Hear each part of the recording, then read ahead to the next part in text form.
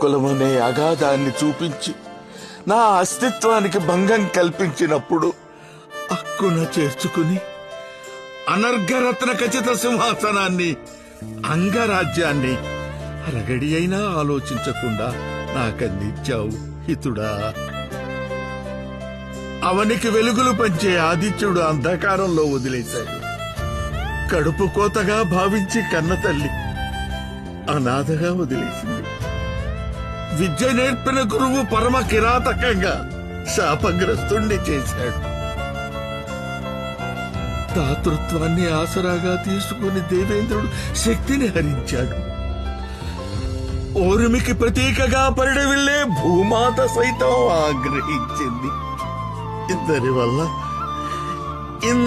వల్ల శక్తిహీనుడనై నీకిచ్చిన వాగ్దానాన్ని నిలబెట్టుకోలేకపోయి